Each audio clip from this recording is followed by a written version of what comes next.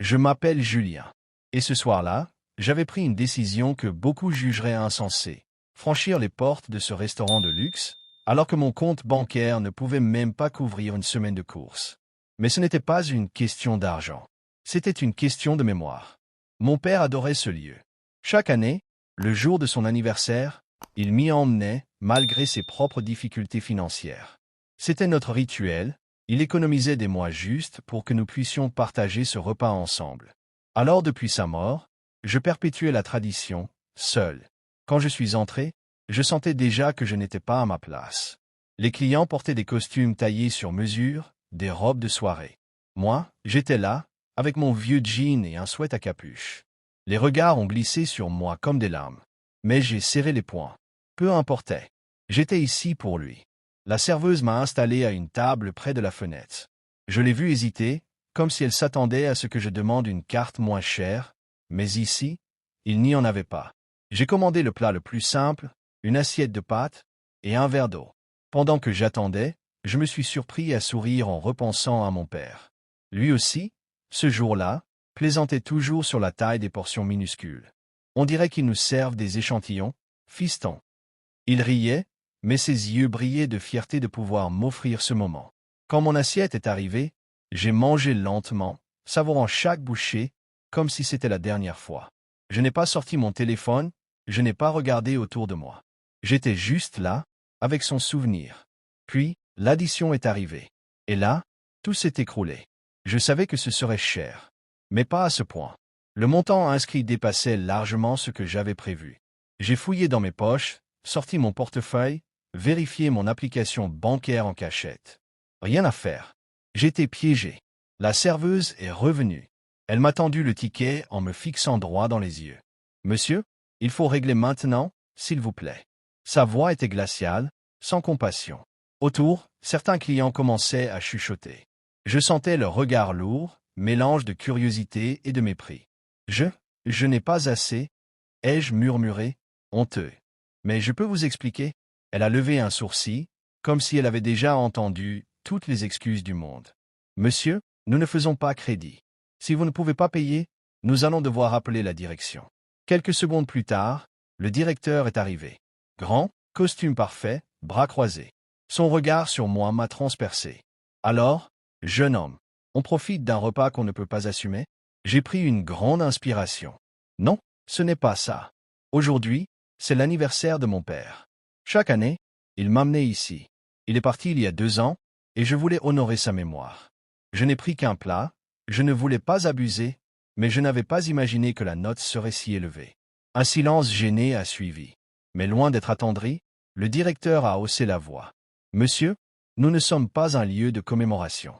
Nous sommes un établissement de haute gastronomie. Si vous n'êtes pas capable de payer, vous devez partir immédiatement. » La serveuse, toujours à mes côtés, a croisé les bras, me fixant comme si j'étais un délinquant. Les chuchotements autour se sont amplifiés.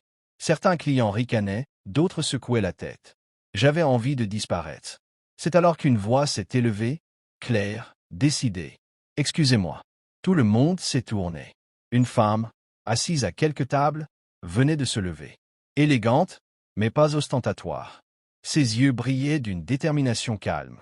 Elle s'est approchée et a posé sa carte bancaire sur la table. « Je vais régler l'addition. » Le directeur a froncé les sourcils. « Madame, ce n'est pas votre affaire. Cet homme doit assumer ses actes. » Mais elle n'a pas scié. Cet homme n'a rien fait de mal. Il n'a pas cherché à tromper qui que ce soit. Il a voulu honorer la mémoire de son père. Et je trouve cela bien plus noble que toutes les démonstrations de richesse que je vois ici. Un silence s'est abattu sur la salle. Même la serveuse a baissé les yeux, mal à l'aise. J'étais figé. Les larmes me montaient aux yeux. « Mais, pourquoi faites-vous ça ?» Elle a souri doucement. « Parce que j'ai perdu mon père, moi aussi. Et je sais ce que c'est de vouloir garder une tradition vivante, même quand on n'en a pas les moyens. L'argent, ça va et ça vient. Mais les souvenirs, ça, c'est sacré. » J'ai baissé la tête, incapable de parler. Tout mon corps tremblait entre humiliation, gratitude et émotion. Le directeur, pris de court, a encaissé le paiement sans un mot. La salle entière, auparavant pleine de jugement, était maintenant silencieuse. Certains clients semblaient gênés, d'autres touchaient discrètement leurs serviettes comme pour masquer leur regard. Avant de partir, la femme s'est tournée vers moi et a murmuré. Ne laissez jamais la honte écraser vos souvenirs. Votre père serait fier de vous. Je suis resté là, assis, incapable de bouger. Ce soir-là, je n'ai pas seulement sauvé une tradition. J'ai découvert qu'il existe encore des âmes capables d'humanité, même dans les endroits les plus froids. Et à chaque fois que je repense à ce moment, je comprends une chose. Parfois, la vraie richesse ne se mesure pas en billets, mais en compassion. Je vais vous raconter une histoire. Une histoire que je n'oublierai jamais. Ce soir-là, j'avais franchi les portes d'un restaurant chic du centre-ville. Un de ces endroits où tout respire le luxe, nappe blanche, chandelier, serveur en gants. Un lieu où je n'avais clairement pas ma place. Pourquoi j'étais là? Pas pour impressionner qui que ce soit. Pas pour le plaisir du luxe. J'étais là pour mon père.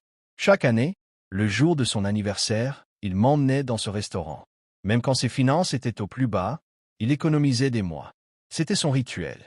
Notre moment à nous. Depuis sa mort, j'avais décidé de continuer cette tradition. Même seul. Alors oui, ce soir-là, j'étais là. En jean, en sweat, mal à l'aise parmi les costumes et les robes de soirée. Je sentais les regards peser sur moi. Mais j'ai tenu bon. Parce que ce n'était pas un dîner. C'était un hommage. La serveuse est venue. Sourire forcé. Regard froid. Elle m'a tendu la carte comme si elle savait déjà que je n'étais pas du niveau des clients habituels. J'ai choisi le plat le plus simple. Des pâtes. Et un verre d'eau. Rien d'autre. Pendant que j'attendais, j'ai fermé les yeux. Je revoyais mon père, assis en face de moi. Il riait toujours en voyant les petites portions. On dirait qu'ils nous servent des échantillons, fiston. Et on éclatait de rire. L'assiette est arrivée. J'ai mangé lentement. Chaque bouchée avait un goût particulier. Le goût de ses souvenirs. Puis, le moment redouté est arrivé. L'addition. Quand j'ai vu le montant, mon cœur s'est serré. C'était plus que ce que j'avais. Beaucoup plus. J'ai fouillé mes poches. Mon portefeuille. Mon téléphone. J'ai fait semblant de vérifier. Mais je savais déjà, je n'avais pas assez. La serveuse est revenue. Elle a posé l'addition devant moi, sèchement. Monsieur, il faut régler maintenant. J'ai levé les yeux. Mon visage brûlait de honte. Je n'ai pas assez, ai-je murmuré. Mais je peux expliquer? Elle a croisé les bras. Monsieur, nous ne faisons pas crédit. Si vous ne pouvez pas payer, la direction va devoir intervenir. Et là, le directeur est arrivé. Grand. Costume parfait. Bras croisés. Un regard qui me jugeait déjà coupable. Alors, jeune homme, on profite d'un repas qu'on ne peut pas assumer? J'ai inspiré profondément. Non, aujourd'hui, c'est l'anniversaire de mon père. Il venait ici chaque année. Il est parti il y a 2 ans. Je voulais juste honorer sa mémoire. Le directeur a secoué la tête. Monsieur, nous ne sommes pas un lieu de commémoration. Nous sommes un restaurant. Et ici, on paie. Sa voix était froide. Autour, les gens chuchotaient. Certains ricanaient. Je voulais disparaître. Et puis, une voix s'est élevée. Claire. Décidée. Excusez-moi. Tout le monde s'est retourné. Une femme s'était levée. Élégante, mais simple. Son regard était sûr. Elle a posé sa carte bancaire sur la table. Je vais régler l'addition. Le directeur a froncé les sourcils. Madame, ce n'est pas votre affaire. Cet homme doit assumer ses actes. Mais elle n'a pas bougé. Sa voix a claqué comme une vérité. Cet homme n'a rien fait de mal. Il a voulu honorer la mémoire de son père. Et ça, c'est plus noble que toutes les démonstrations de richesse que je vois ici. Silence total. Même la serveuse a baissé les yeux. Moi, j'étais figé. Les larmes montaient aux yeux. Mais, pourquoi? Pourquoi faites-vous ça? Elle m'a souri doucement. Parce que moi aussi, j'ai perdu mon père. Je sais ce que ça fait de vouloir garder vivante une tradition. Même quand on n'a pas les moyens. L'argent, ça va et ça vient. Mais les souvenirs, ça, c'est sacré. Je n'ai pas su quoi dire. J'avais envie de pleurer, de la remercier 1000 fois.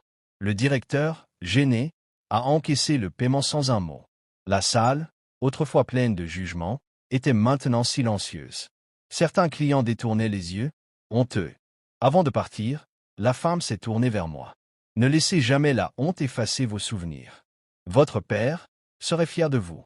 Puis elle a quitté le restaurant. Moi, je suis resté là. Le cœur serré, mais avec une certitude. Ce soir-là, j'avais compris que la vraie richesse ne se mesure pas en billets. Elle se mesure en compassion.